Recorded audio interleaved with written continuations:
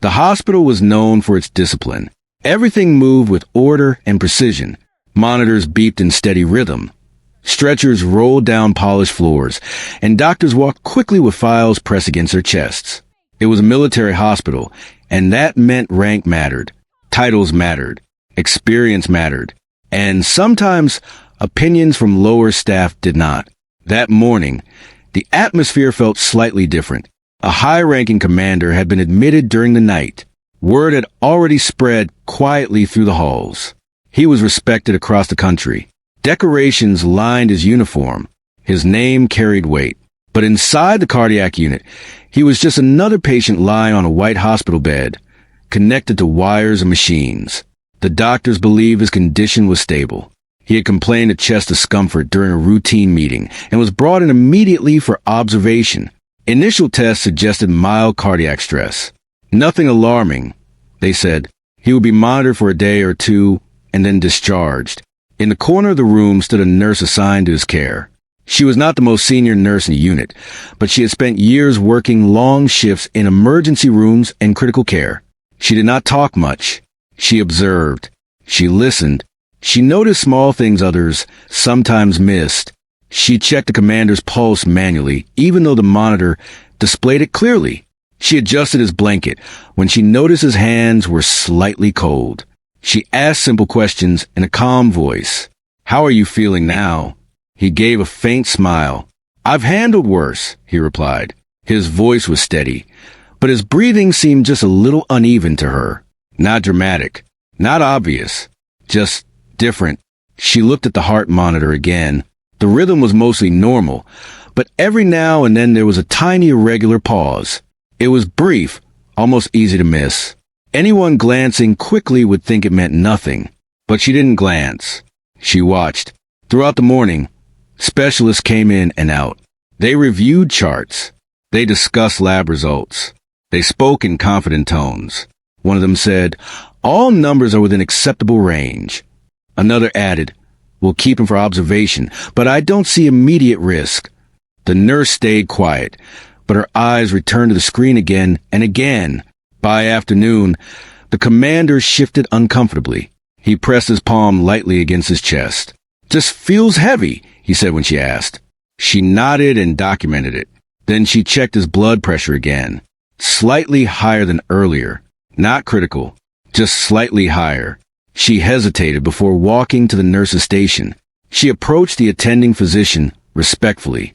"Doctor," she began gently, "I've noticed small rhythm changes over the past few hours. They're brief, but they're happening more often." And he mentioned chest heaviness again. The doctor barely looked up from a file. "His labs are stable. We've already reviewed the ECG. Minor variations are common in cases like this." She stood there for a second longer. "Should we repeat the test? Just to be safe?" He sighed, not angrily, but with confidence that felt final. "There's no need. We don't want to overtest and stress the patient. Continue monitoring." She nodded. "Yes, doctor." She walked back to the room, but her chest felt tight, not from fear, but from doubt. Not doubt in herself, doubt in the situation. She had seen something similar before. Years ago, during a night shift in another hospital, a middle-aged man had shown small irregularities that were dismissed as harmless. Hours later, his condition had worsened suddenly. That memory never left her. Back in the room, she adjusted Commander's pillow. He looked at her for a moment. "You look concerned," he said quietly. She gave a small smile. "Just doing my job." He studied her face like he was trying to remember something, but then he closed his eyes again. As the evening approached, visiting hours ended. The hospital became quieter. Footsteps echoed more clearly in the hallway. Machines seemed louder in the silence. Her shift was supposed to end at 8 p.m. Another nurse arrived to take over. She gave a detailed report, explaining the small rhythm changes, the slight blood pressure increase, and the complaint of heaviness. The new nurse nodded politely. "The doctors aren't worried." "I know," she replied softly. "Just keep a close eye." She should have left. She was tired. She had already worked 10 hours. But instead of changing out of her uniform, she went to the staff lounge and sat down. She told herself she would rest for a few minutes before heading home, but her mind would not rest. After 20 minutes, she stood up and walked back toward the cardiac unit. She didn't enter the room immediately. She looked at the central monitor from the station. There was again a tiny pause, then normal, then another slight, irregular beat. Her heart sank. She stepped inside the room, quietly. The commander was awake, staring at the ceiling. "Can't sleep?" she asked. He shook his head slightly. "Something feels off. Hard to explain." She pulled a chair closer to his bed. "Tell me?" He searched for words. "It's like my body is tired, but my chest feels restless." She nodded slowly. "Any sharp pain?" "No." "Dizziness?" "A little earlier." She checked his pulse again. This time, she felt with her fingers instead of relying only on the screen. For a brief moment, she felt a skip, then another. Her training told her this was not something to ignore. "I'm going to inform the doctor on night duty," she said calmly. He looked at her with tired eyes. "You don't sound unsure." "I'm not," she replied. She walked out and approached the night doctor. He was younger than the daytime consultant, but equally confident. "I believe we should run another ECG," she said firmly but respectfully. "The irregularities are increasing in frequency." He reviewed the monitor from the desk. "I see minor fluctuations, but nothing alarming." His earlier reports were clean. She didn't raise her voice. "Sometimes changes happen quickly. I'd feel more comfortable repeating the tests." He leaned back in his chair. "We'll reassess in the morning unless there's a dramatic shift." The word dramatic echoed in her mind. She had learned that the body often whispers before it screams. She returned to the room again. The commander looked at her as if he could read her thoughts. "Still watching over me?" "Yes," she answered. He gave a faint smile. "You remind me of someone." She tilted her head slightly. "Who?" He closed his eyes, as if reaching into a distant memory. "A nurse from years ago. Field hospital. She wouldn't leave my side even when others rotated shifts." She felt a strange chill, but she brushed it aside. "You've had many missions. Hard to remember faces." "Not all faces," he murmured.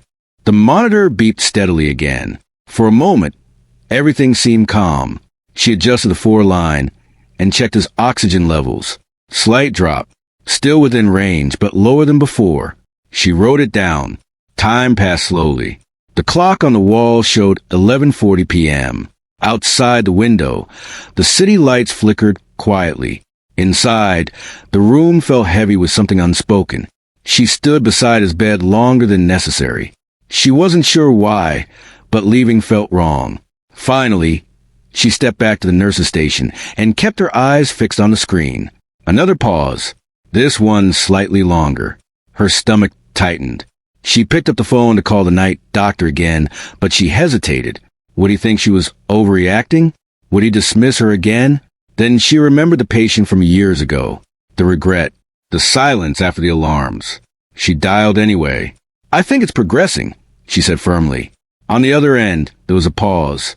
"All right," the doctor replied, sounding slightly less confident now. "I'll come take a look." She hung up and exhaled slowly. Inside the room, the commander shifted again, pressing his chest lightly.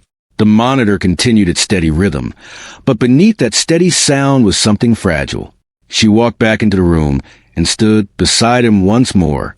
"I'm here," she said quietly. He opened his eyes and looked at her, really looked at her this time. There was something in his expression, not fear, not panic, recognition. "You have that same voice," he whispered faintly. She frowned gently. "Rest now. The doctor is coming." She adjusted the blanket one more time, her eyes never leaving the monitor. The night felt long, and deep inside, she knew this was only the beginning. The night deepened, and the hospital corridors grew quiet. Only the soft beeping of monitors and the occasional footsteps of a passing nurse broke the silence. The nurse stayed close to the commander's room, feeling a tension in the air she could not explain. Something about his condition felt fragile, as if one wrong movement could set off a chain reaction no one would be ready for. She had spent years in hospitals, seen countless emergencies, but this patient, for some reason, made her instincts flare. The commander stirred slightly in his bed, turning his head to face her. "You didn't leave?" he asked, his voice soft, almost tired. "I wanted to make sure you're comfortable," she replied. "Your heart rhythm has small changes, and I'd feel better if I stayed a little longer tonight." He studied her quietly, then nodded. "I appreciate that. Not everyone would." She smiled faintly and adjusted the blanket around his shoulders. His hands were cold, and the faint tremor in his fingers made her check his pulse once more. It was steady for now, but she noticed a subtle irregularity again. Small, fleeting, easy to miss, but enough to keep her alert. Hours passed, and the commander's rest was fitful. Every so often, he would murmur something or shift in bed, pressing his hand to his chest. She kept an eye on the monitors, recording each small change. She noticed his blood pressure rising slightly, then falling, then rising again. To most, it might have seemed normal fluctuations, but she had learned to read the body like a book. Something didn't feel right. Around midnight, she decided to call the night doctor again. He answered groggily, still half focused on charts from other patients. "Doctor," she said softly, trying not to disturb the rest of the floor, "I think the commander's condition is shifting. His pulse is irregular more often, and he mentioned heaviness in his chest again. Could we repeat the ECG?" There was a pause. Then the doctor sighed. "The day staff checked everything. There's nothing alarming. He's stable, but I'll come see him anyway." She nodded. "Thank you." While waiting for the doctor, she returned to Commander's side. He looked up at her, a hint of concern in his eyes. "Do you really think something is wrong?" he asked quietly. "I don't know for certain," she said honestly, "but I can't ignore what I see. Sometimes the body whispers before it screams." He studied her for a moment, then seemed to relax a little. "You have a strange calm about you.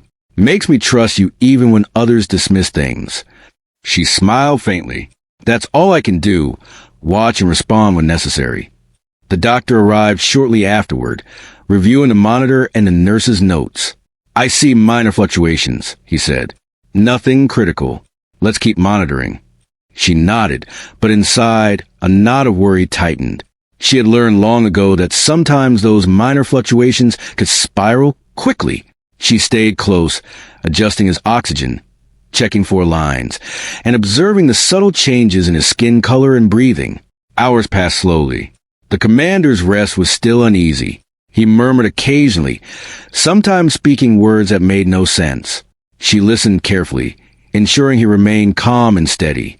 His lips moved faintly, and his eyes opened briefly, staring at her as if searching for something familiar.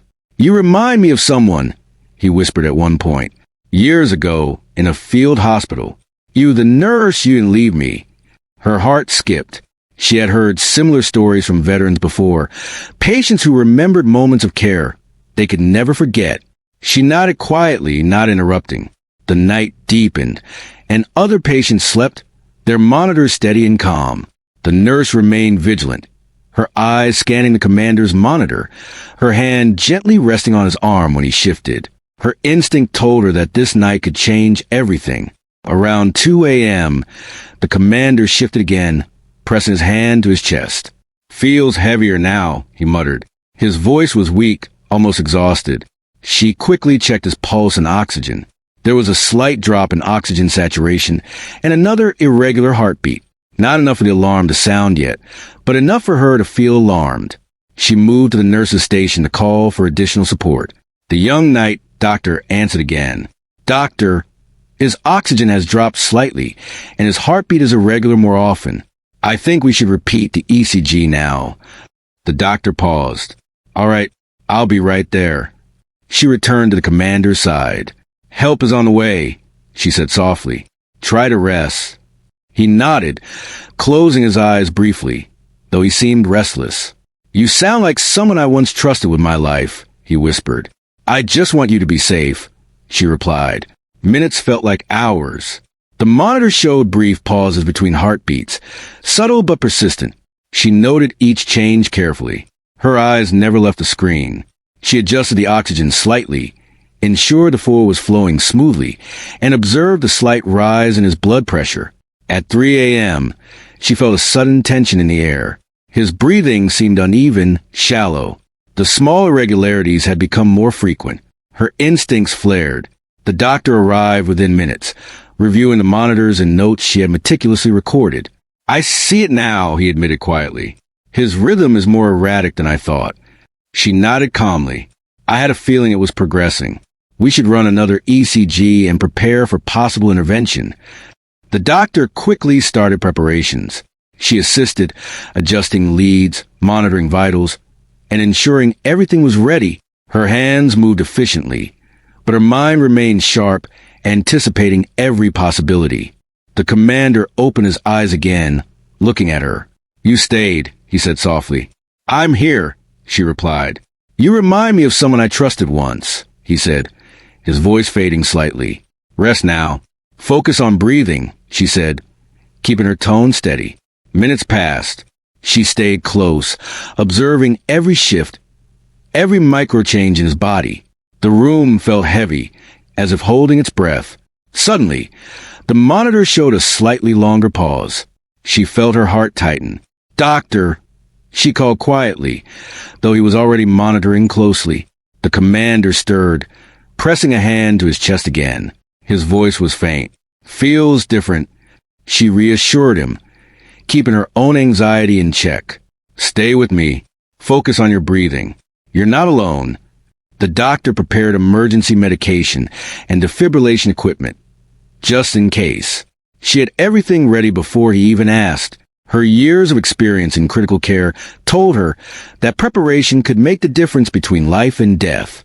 Time dragged. Each second felt heavy. The commander's breathing was uneven, his skin pale in the dim light. She checked his pulse, noted the slight drops, and adjusted oxygen flow slightly. The night seemed endless, but she remained vigilant. She whispered soft words of reassurance, reminding him to stay calm, to keep fighting.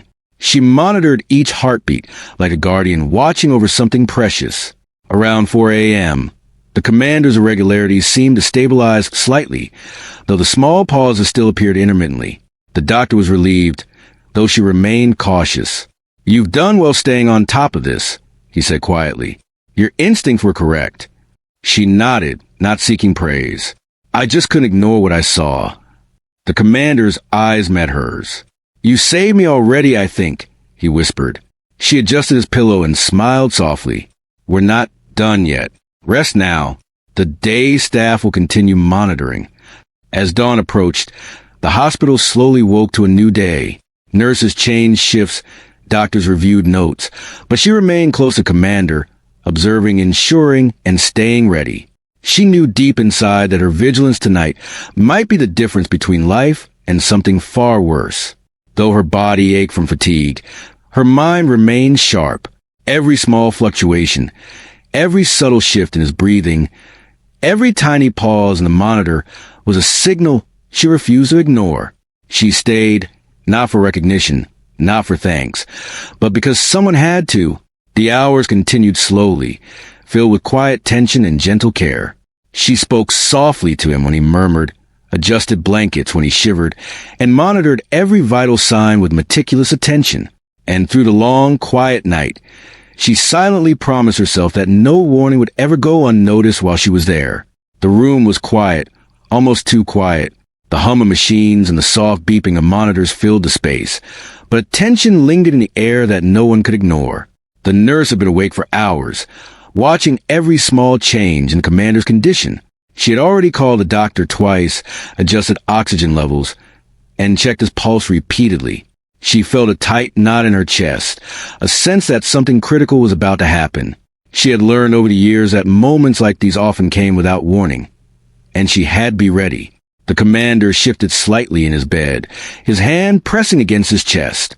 His eyes fluttered open, tired but alert. "Feels heavier now," he whispered. His voice was faint, strained. "I see," she replied softly. "We're monitoring you closely. Try to focus on your breathing." She placed her hand gently over his, feeling the faint tremor. His pulse was irregular again, more pronounced than before. She checked the monitor, noting the slight drops in oxygen and the small pauses between heartbeats. It was subtle, but to her trained eye, it was a warning. Minutes passed, each one stretching longer than the last. She adjusted his pillow, smoothed the blanket over his shoulders, and whispered calm reassurances. "You're not alone. I'm here." The doctor arrived quickly after her call. He reviewed the monitor and her notes with a growing concern. "I see the fluctuations now," he admitted. "We need to be ready for immediate intervention."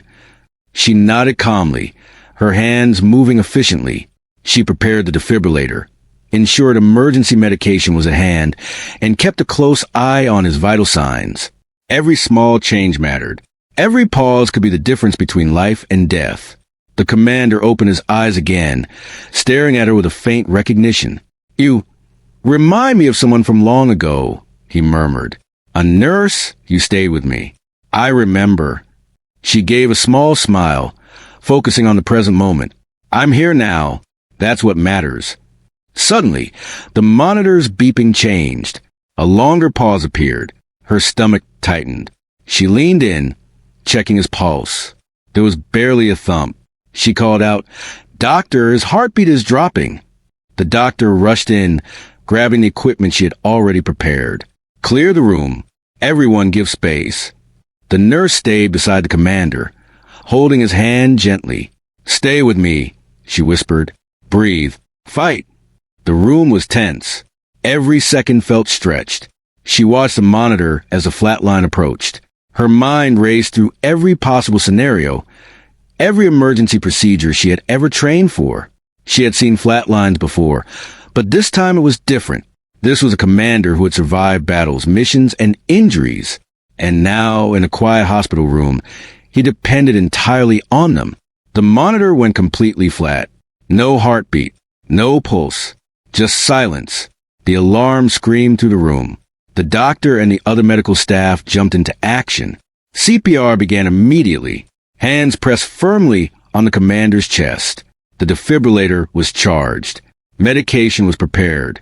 The nurse stayed calm, her voice steady as she guided the team. "Clear," she called out, and the shock was delivered. For long moments, there was nothing. The flat line continued.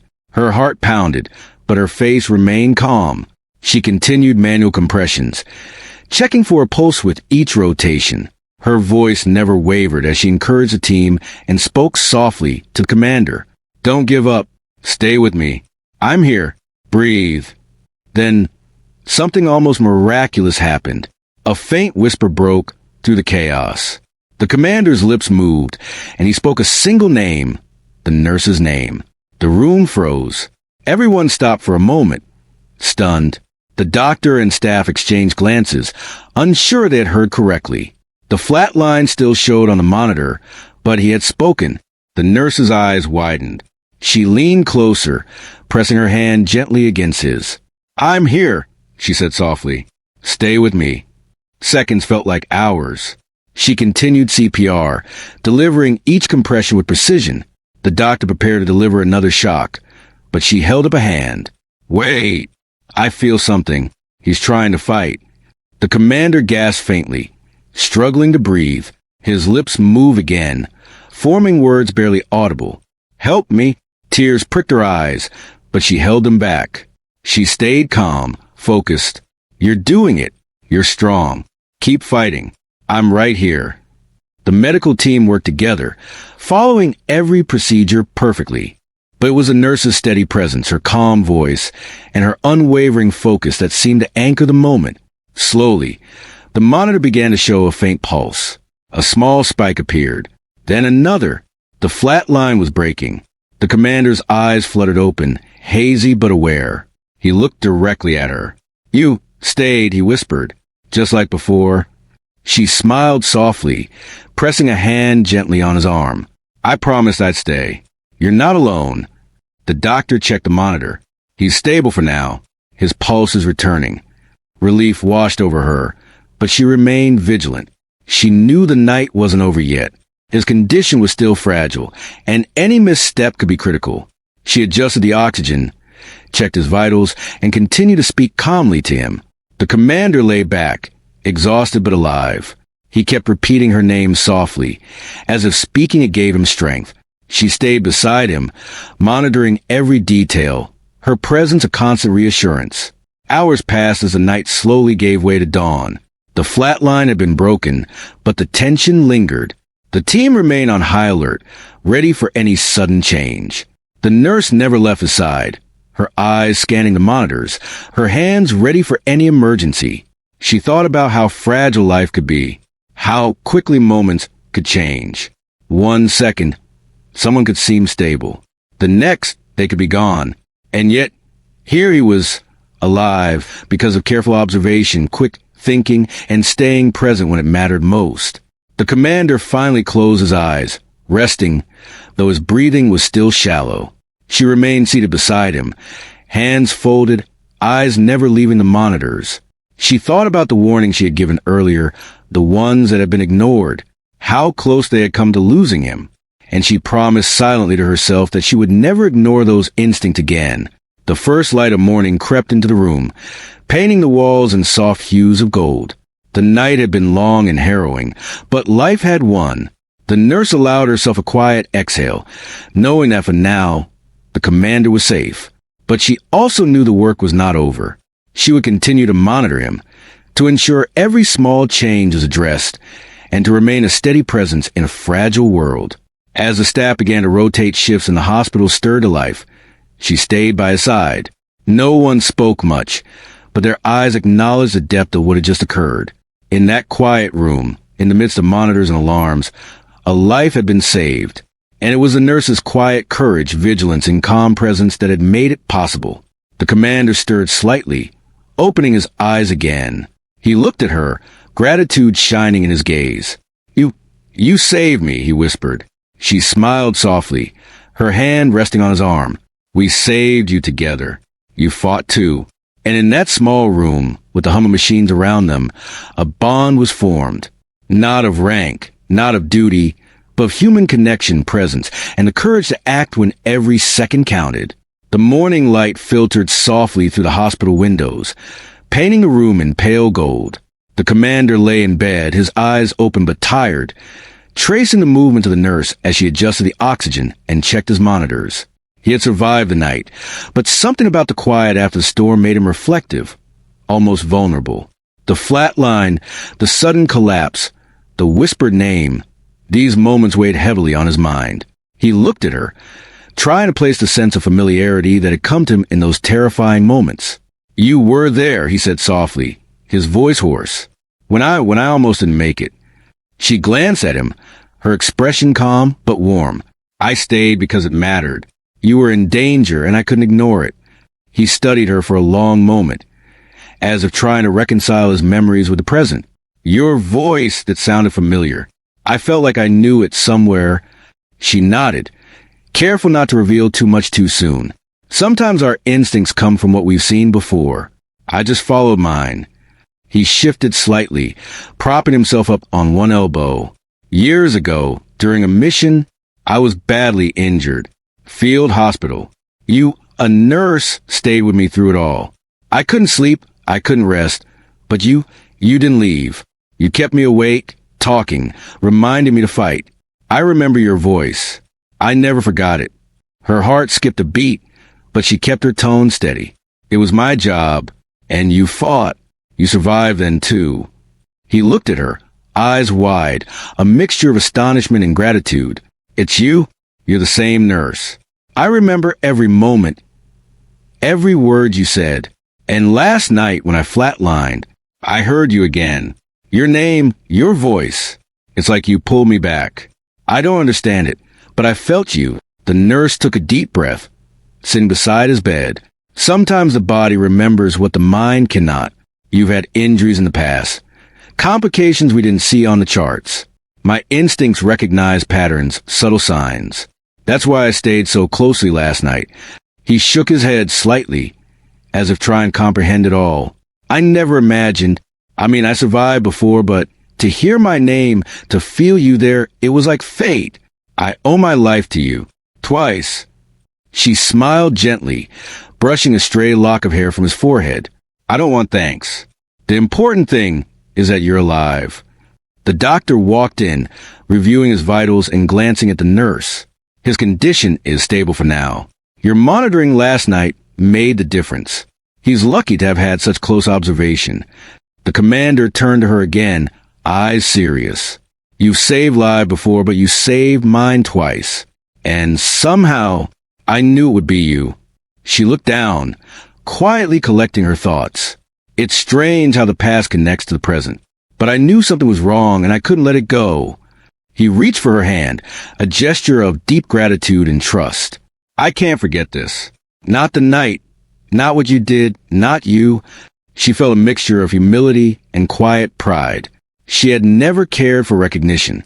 Her work was about the people in front of her, the lives she could touch. And here, she had done more than just her duty. She had saved a life, and in doing so, reminded him of a part of himself he had long kept buried. The vulnerability, the dependence, the gratitude for care given without expectation. The day progressed slowly. Staff came in to review charts, change medications, and check vitals. But the commander was still reflective. He spoke rarely, but when he did, it was always to her, recounting details of his past injuries, moments he remembered from missions, and memories of the field hospital where she had once cared for him. You were always calm, he said at one point. Even when everyone else was panicking, you were steady. I remember it vividly. She nodded, remembering the countless times she'd been in similar situations. Calmness was her tool, her shield, her way of guiding patients through the chaos. Calmness helps more than panic, she replied. It gives them a reason to fight. And you fought then and last night. He studied her, his eyes lingering. I don't know how to explain it, but when I heard your voice last night, I felt anchored, like I could come back. Not everyone would recognize that, but I did. You're extraordinary. She smiled faintly, shifting slightly in her seat. Extraordinary is doing your job when it matters most. That's all. The room fell into a quiet rhythm. She continued her monitoring, adjusting his oxygen and recording notes. Yet the commander's gaze often returned to her, a mixture of wonder, recognition, and trust. It was rare for someone to survive a night like he had, and rarer still to feel the depth of gratitude he now carried. Later, a few of the senior doctors came to review the night's events. They were thorough, going over charts and recordings, comparing notes, and discussing what could have gone wrong. The nurse quietly observed, her notes precise, her recollection of every subtle shift perfect. One of the senior doctors finally looked at her, eyes softened with understanding. Your vigilance saved him. We missed the subtle signs, but you caught them. You acted when others hesitated. She nodded quietly. I just stayed attentive. It's what any nurse would do if they saw something off.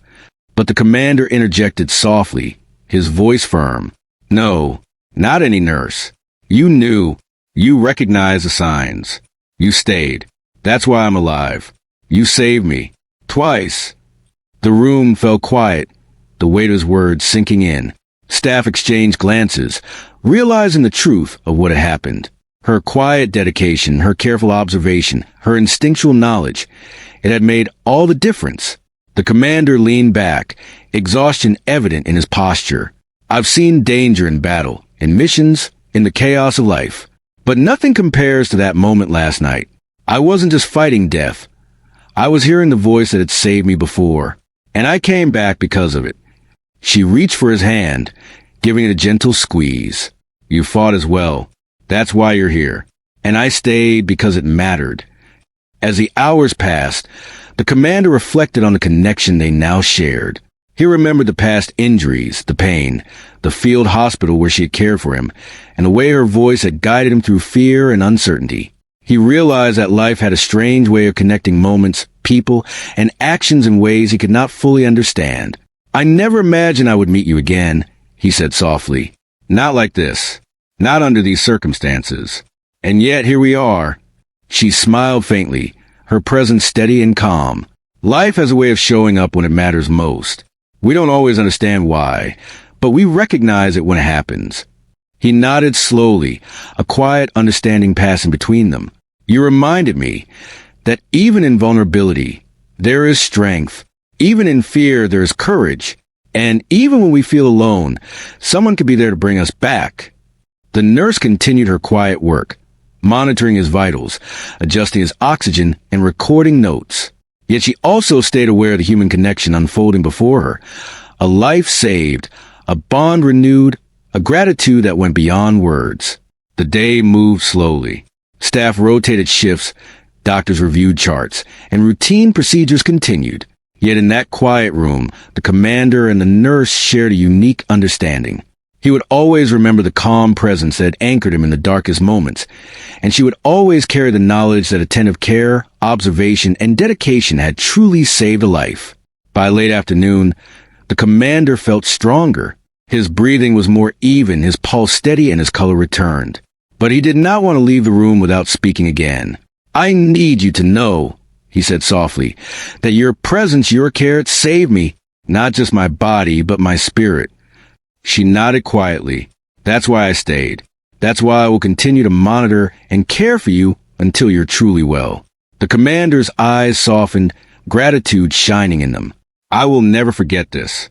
Not the night, not the collapse, not your presence. You are unforgettable."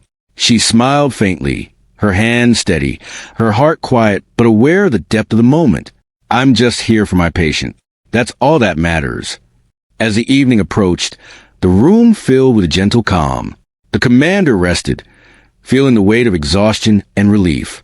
The nurse stayed by his side, ever vigilant, ever calm, ever present. She had watched the fragility of life, had seen the darkness that could come in an instant, and had acted with precision, care, and unwavering attention. In that quiet hospital room, a bond had formed that went beyond duty or profession. It was a connection forged in moments of crisis, anchored in trust, and strengthened by human presence. And in that connection, both the commander and the nurse found something rare: recognition, gratitude, and a shared understanding of life's delicate, precious balance. The day ended with the commander resting peacefully, the nurse still seated beside him. The events of the night and morning had left an indelible mark on both of them. She knew that the vigilance, care, and calm she had offered had truly mattered. And he knew that life had given him a second chance, anchored by the presence of someone who refused to look away when it mattered most. And in that quiet moment, the hospital felt different. Not just a place of routines and charts, but a place where human presence, courage, and dedication could truly save a life. The day after the commander's near collapse began quietly, almost peacefully. Sunlight filtered gently through the tall windows of the hospital room, painting the walls in soft gold and warming the quiet hum of monitors. The nurse arrived early, just as she always did, her uniform neat and her expression calm. Though the commander had stabilized, she knew better than anyone that recovery wasn't just about vital signs. It was about careful attention to every small change, every subtle shift, every minute detail. The commander was awake, sitting up in bed with his hands folded on his lap. He looked at her as she entered, and for a long moment, neither spoke. There was an unspoken understanding between them, a connection forged through a night of fear, tension, and survival. He had survived the flatline, the collapse, and the chaos because she had stayed, because she had acted when no one else had. "Good morning," she said softly. "Good morning," he replied, his voice still rough from exhaustion, but steady. "I've been thinking about last night, about everything. I can't stop thinking about how close it was." She pulled a chair close to his bed and sat down, her eyes never leaving the monitors. "It was a serious moment. You were in danger, but you fought through it, and we worked together to bring you back." He studied her, his expression thoughtful. "I've faced danger in ways I thought I understood. Battles, missions, injuries, but nothing compares to that moment. It wasn't just my body struggling. It was something deeper. And when I heard your voice, I felt something I didn't expect. Hope, comfort, strength." She nodded quietly. "That's why I stayed. I trust my instincts. I knew something was wrong, and I couldn't ignore it." For a long while, they spoke quietly about the night, recounting small details, not to dwell on fear, but to understand and process what had happened. He remembered the moments when the monitor flatlined, the moments when he felt himself slipping away, and the strange sense of hearing her voice even when she hadn't spoken. He realized that in those critical seconds, it wasn't just the medical procedures that mattered. It was the presence, the calmness, the unwavering attention she provided. The doctor entered the room mid-morning, carrying charts and notes. He spoke carefully, reviewing her detailed records from the previous night. "Your observations were exceptional," he said, glancing at her. "We miss the subtle changes, but your attention and timely intervention save his life." Literally. She shook her head slightly. "I was just doing my job, observing, staying close, and acting when necessary. That's all." The commander interjected softly, his voice filled with quiet awe. "No, not everyone would have noticed. Not everyone would have stayed. I owe my life to your presence and attention. Twice. Once in the field and once last night." The nurse looked down, feeling a mixture of humility and quiet pride. She didn't want recognition. She had never sought it. But she understood something important in that moment. Care, vigilance, and human presence mattered more than rank, more than protocol, more than pride. They mattered because they could save a life. Throughout the morning, the commander remained reflective. He spoke about the past, the missions he had been on, the injuries he had sustained, and the memories that had lingered long after the pain had faded. He recounted details about the field hospital, about the nurse who had stayed with him, about the voice that had guided him through fear. Slowly, he began to realize that life had a strange way of connecting moments, people, and actions. "I never imagined I would meet you again," he said quietly. "Not under these circumstances. Not like this. And yet here you are." She smiled faintly, her hands folded calmly in her lap. Life has a way of placing people where they're needed. We don't always understand why, but sometimes we recognize it when it happens. The day continued, and hospital staff moved through the room with professional efficiency. Nurses rotated shifts, doctors checked charts, and routine procedures went on. But she stayed close, ever attentive, observing the small shifts in his breathing, the subtle changes in color, the slight movements that revealed fatigue or discomfort. She adjusted oxygen, repositioned his pillow, and recorded every detail meticulously. Her presence was constant, not commanding, not intrusive, but steady and reassuring. By midday, the commander had grown stronger. His breathing was more even, his color returned, and he seemed more alert. But he did not want to leave the room without acknowledging what had occurred. He looked at her, his expression a mixture of gratitude and wonder. "You've changed how I see care," he said softly. "Not just medical care, but presence, attention, human connection. You remind me that even in vulnerability, there is strength. Even in fear, there is courage. And even when we feel alone, someone can be there to bring us back." She nodded quietly. "That's all I hope for. That people feel supported, safe, and cared for. That's what matters." Throughout the afternoon, the atmosphere in the room remained calm but reflective. The commander asked questions about the monitoring, the medications, and the procedures. She explained patiently, making sure he understood every step, every precaution, and every adjustment. He listened intently, realizing that knowledge, awareness, and trust were as important as any medication or procedure. Later, the senior hospital administration called for a review of the night's events. They examined every detail, from the subtle fluctuations in his vitals to the decisions made by the night team. The nurse's notes and careful observations were highlighted repeatedly. The administrators recognized her vigilance, her instincts, and her quiet but unwavering commitment. They discussed changes to protocols, emphasizing the importance of listening to all staff members, regardless of rank, when subtle warnings appeared. The commander observed this quietly, realizing how close he had come to death and how the actions of a single person had changed everything. He looked at the nurse with deep respect and gratitude. "You've saved me in ways that go beyond medical skill," he said softly. "You've reminded me what it means to be truly cared for. That's a gift I can never repay."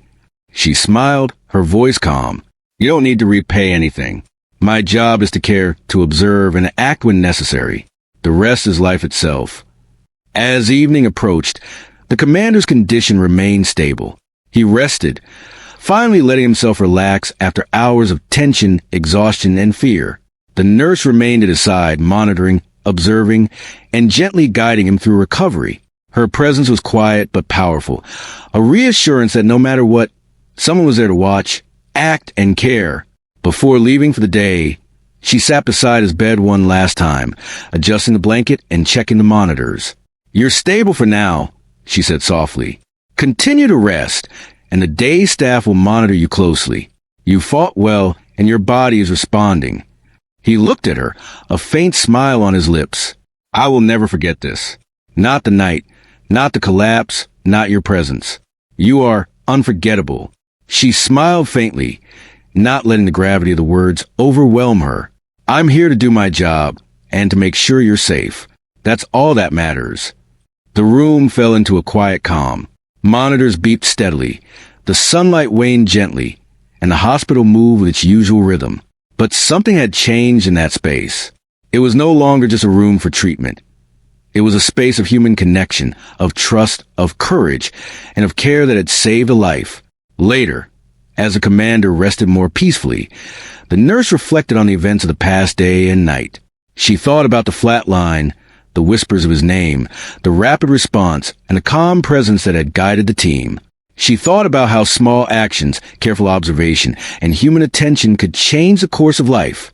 And she felt a quiet satisfaction, not in recognition, but in the knowledge that she had done everything she could protect, care for, and save another human being. The commander's recovery continued steadily over the following days. Each shift, each monitoring session, each conversation reinforced a quiet truth. They had both been part of something profound. She had saved his life, yes, but she had also reminded him of the strength of trust, the power of human presence, and the quiet courage it takes to act when it matters most. Before his discharge, the commander asked her to meet him in the hospital's small garden. Outside, with the sun warm on their faces, he looked at her with deep gratitude. You stayed with me when no one else did, he said softly. Not because you had to, but because you chose to. You reminded me that courage is not only on the battlefield.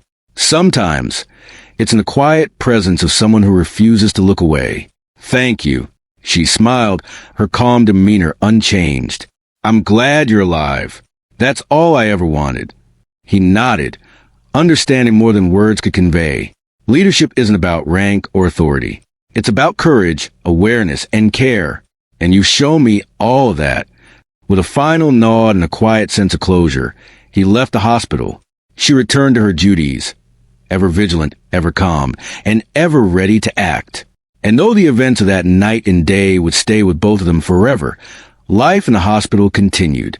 Patients came and went, emergencies arose, and routines repeated.